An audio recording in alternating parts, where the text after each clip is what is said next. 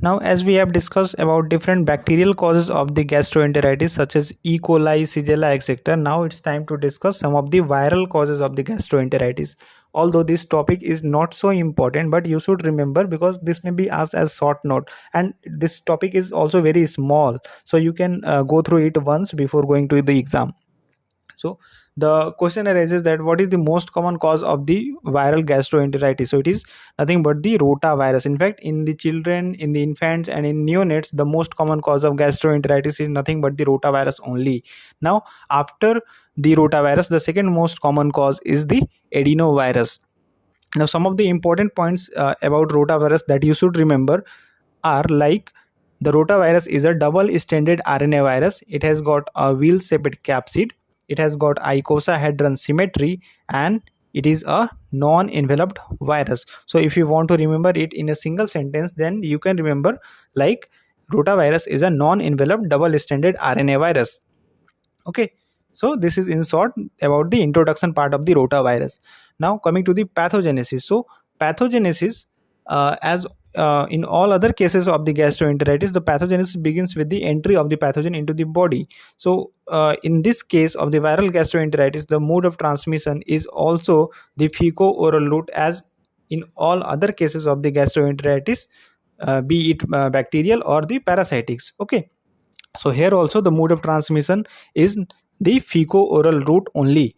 Now once the virus gets entry into the body, then it enters the enterocytes of the small intestine, and after entry into into those enterocytes which are lining the mucosa of the small intestine, they cause or they destroy, in fact they destroy the transport mechanisms of those enterocytes, leading to increased amount of secretion from those cells into the lumen of the small intestine, causing this secretory diarrhea.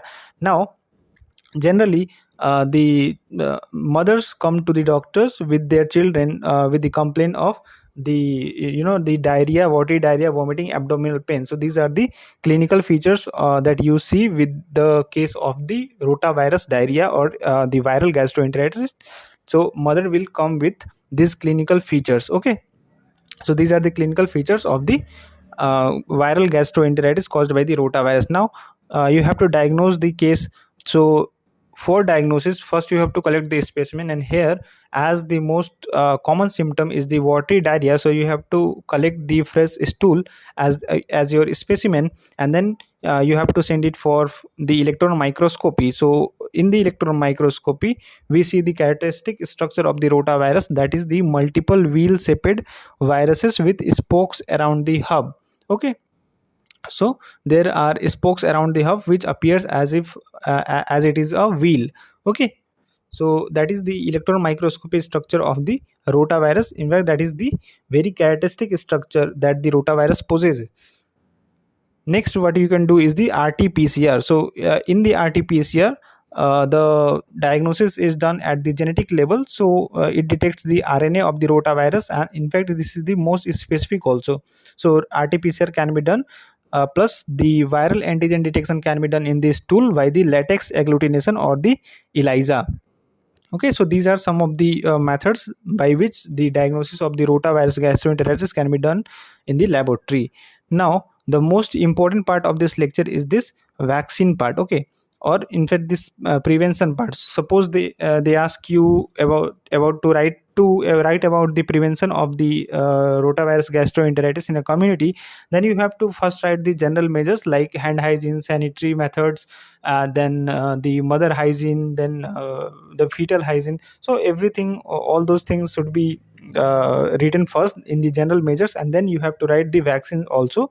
So in the vaccine, we have got two vaccines approved for the rotavirus infection, that is the Rotavac and the Rotarix. Okay, both of them are the live attenuated vaccines, and in the national immunization schedule, which is updated in 2020, so which is the latest also. So in the NIS 2020, the Rotavac is included, and the doses are 3. So in the NIS, 3 doses of the Rotavac vaccine are given at an interval of 4 weeks each, and the first being given at the 6th week, and then the second at the 10th week, and the third at the 14th weeks. So there are total 3 doses of the Rotavac that is given to the infant or the children in under the NIS 2020.